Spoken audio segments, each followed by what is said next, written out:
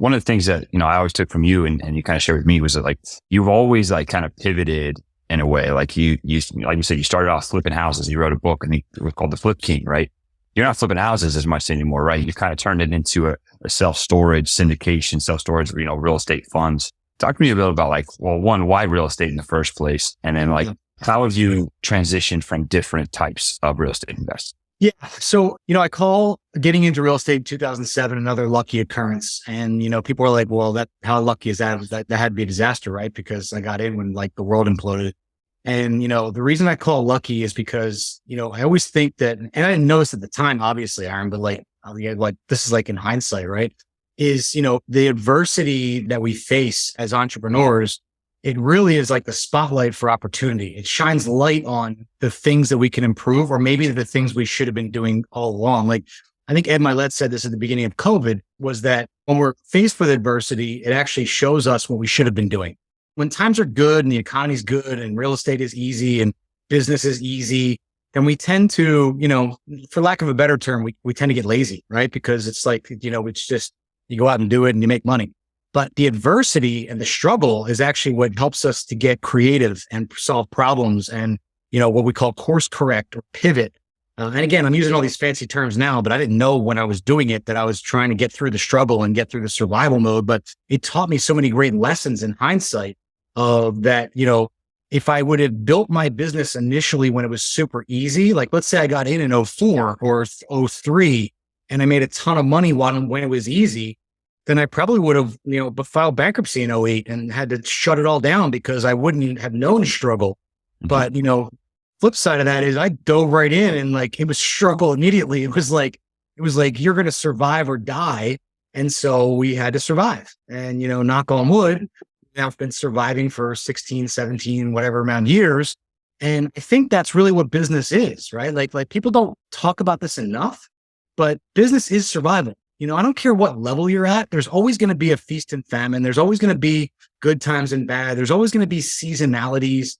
There's always going to be times when you're dive deeper into risk and then you mitigate the risk and then you dive deeper into risk. And there's always these challenges. You always got to figure out a way to pivot. And so, there is at a certain time, where there's a boring cash flowing business. But when you have that, what do you do? What do we do as entrepreneurs, right? We go find some other thing. We go create a different opportunity. We go, we shake things up.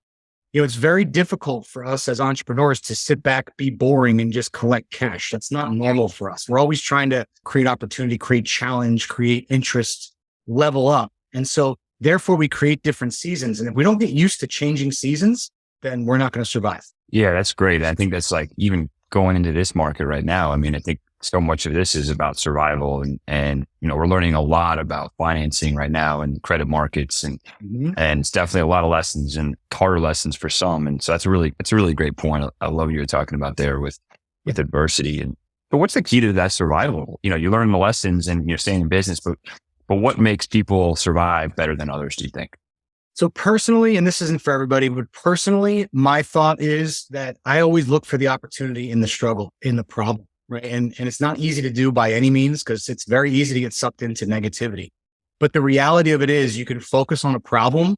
So I always say where focus goes, energy flows. And this is so true, right? We all found ourselves focusing on the negative, the stress. Oh my God, the what if. And that stuff starts to pile on you. The reality of it is everything's controlled up here, right? This is it. Like problems are all problems of perspective. And I know it's easier said than done, right? It's very hard to do.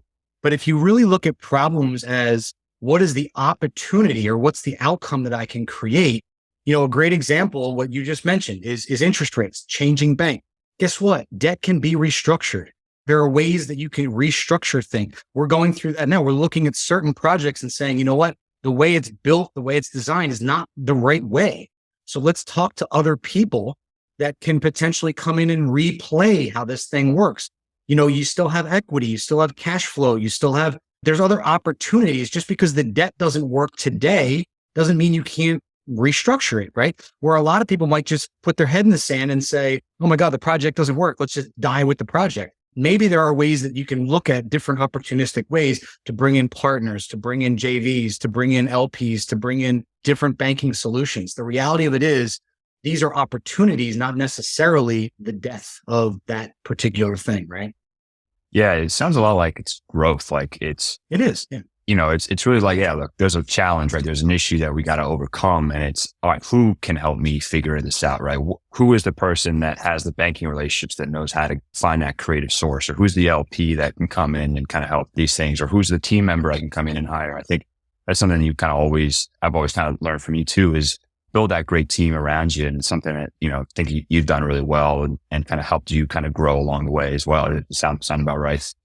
I love the Do Not How. And, we've really reconnected recently because of the mastermind, Go Abundance, that we're a part of, right? And that's such an exact model of what you're saying. Like, who are you having conversations with? Who are you really talking about your challenges with?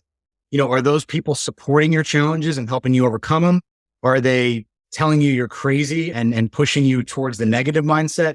Or are your challenges going right over their head because they're like, man, I can't even keep up with what you're doing? Mm-hmm. It's really important that you're talking to people that are actively helping you find solutions, whether it's a connection or a thought, or have you tried this or have you tried that? Because so many of us, again, when we're in it, it's really hard when you're in it. That's why you hear people say work on your business instead of in your business.